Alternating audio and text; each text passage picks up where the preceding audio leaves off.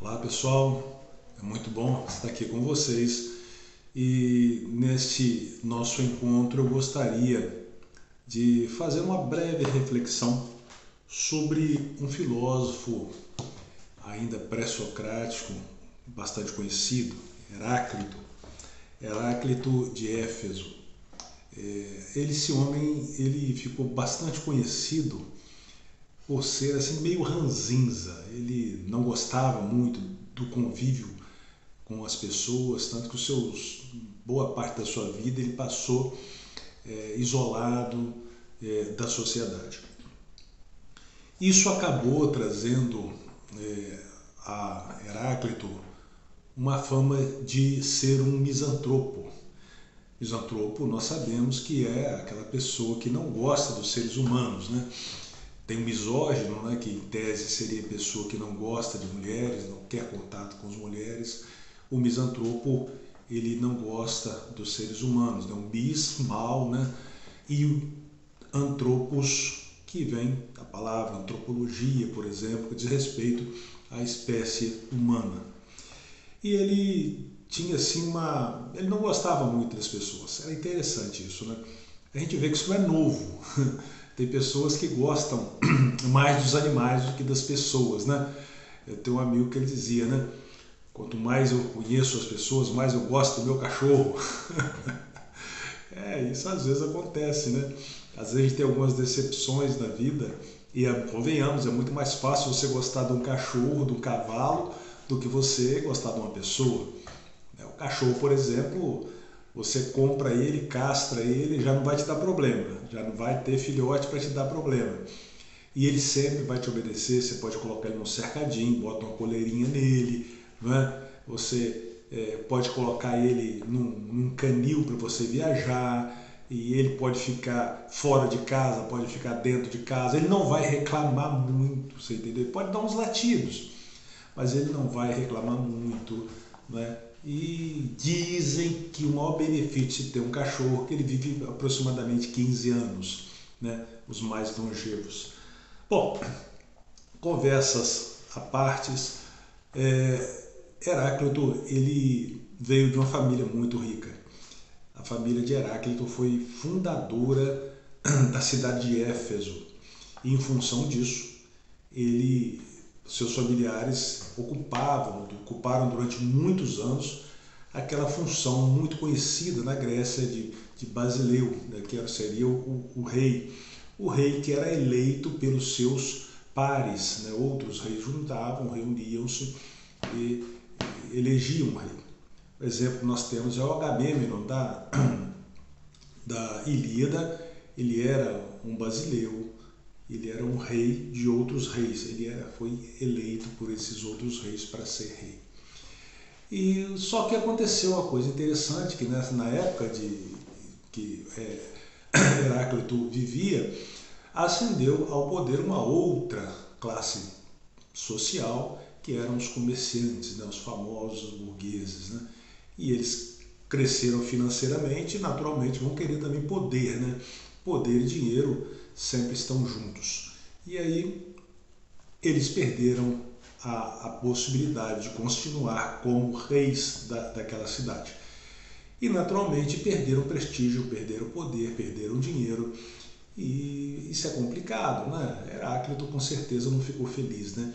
E a gente sempre vai ver isso, né? Quando a pessoa perde o poder, o mundo fica ruim, o mundo fica feio, né? O mundo fica horroroso, né? Quando o poder tá na mão, tá tudo certo. Todo mundo tá ótimo, eu sou o rei, eu sou o príncipe, né? Maquiavel que eu diga, né? Maquiavel, enquanto estava nos palácios da França, né? Nos palácios de Florença, estava tudo bom. Quando ele perdeu isso, aí pronto, o mundo ficou ruim para ele, e ele escreve lá o príncipe, manda cartas para o príncipe de Florença, dizendo: oh, você pode tudo, você pode fazer qualquer coisa, desde que você me coloque junto com você aí. É isso aí.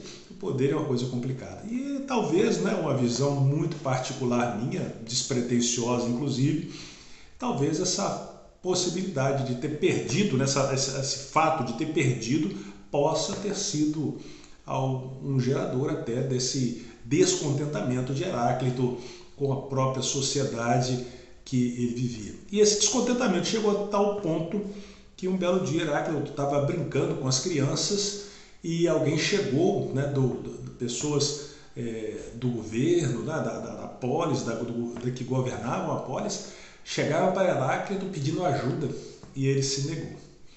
Ele falou que preferia ficar brincando com as crianças a ajudar essas pessoas, o termo que ele usa, um bando de perversos a governar a república. É interessante, né? Ele não gostava das pessoas e também não estava disposto a ajudar as pessoas a melhorarem. Mas o curioso é que foi justamente Heráclito que disse aquela frase que um homem não pode banhar-se no mesmo rio 2 vezes. Por quê? Porque o rio muda constantemente. A água que passou agora, daqui a 2, 3 horas, é outra água. Essa água que passou agora já está lá embaixo, em outra parte do rio. Por quê? Porque o rio é dinâmico. E ele disse outra frase também, tudo flui. Essa visão de Heráclito é uma visão de mudança, de transformação. Ele acreditava que as coisas estão em constante transformação. Inclusive, ele dizia que nós não percebemos porque nós não temos ferramentas capazes de identificar essa mudança constante que existe no universo. Mas que coisa interessante, se ele acreditava na mudança, por que ele não acreditava que as pessoas poderiam mudar? Não é? É interessante isso. Heráclito era um filósofo em essência, ele é um ensinador, um professor, um pedagogo. Mas ele não acreditava que as pessoas poderiam mudar. Quer dizer, em outras palavras, que ele não acreditava no que ele dizia. Na sua principal ideia, na sua principal mensagem, que ele deixa para nós, ele na verdade não cria muito nela. Pelo menos é uma visão minha, uma inferência minha, muito despretensiosa, obviamente, mas é o que eu entendo.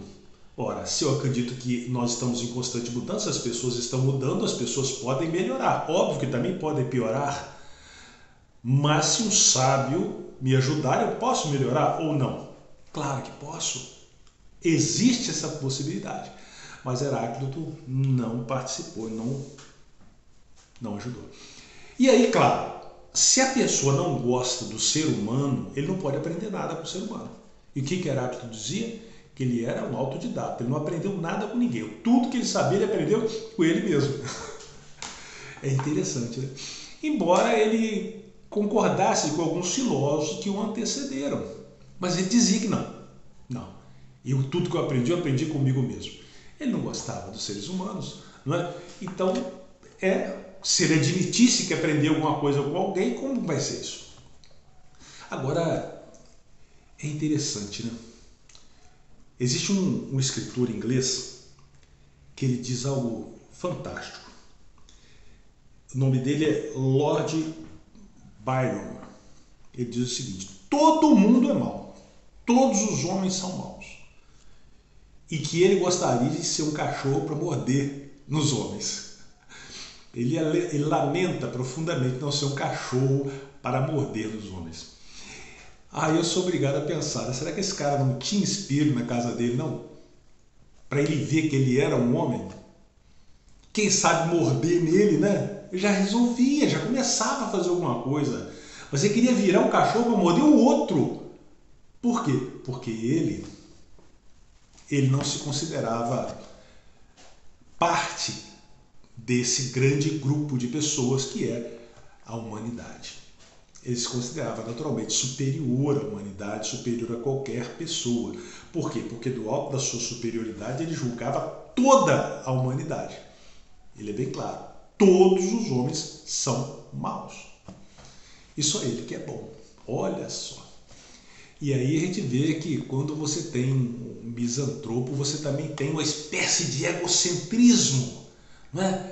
Porque o cara, ele acha que todo mundo é ruim, mas ele não, ele é bom. Por que ele é bom? Porque ele foi capaz de identificar a maldade de todo mundo, mas ele é bonzinho. É interessante, né? Mas é isso que acontece. É por isso que às vezes quando a gente começa a olhar para a sociedade e começa acreditar que a sociedade está decadente, que a sociedade está ruindo, que a sociedade está indo de mal a pior. A gente deve preocupar-se não apenas em julgar, mas em pensar, será que eu não posso fazer alguma coisa para mudar isso? Será que eu, que faço parte dessa humanidade, que em alguma medida contribuí para que isso chegasse a esse ponto, será que eu não posso fazer alguma coisa para reverter essa situação? O que eu posso fazer? Será que eu posso fazer alguma coisa? Olha, com certeza pode.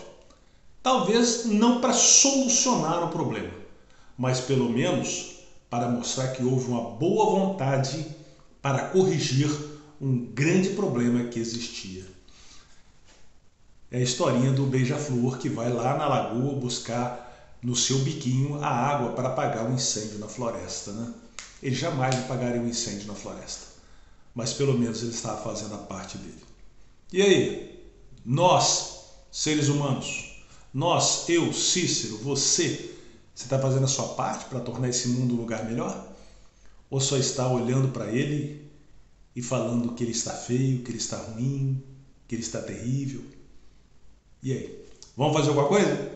Grande abraço, até a próxima!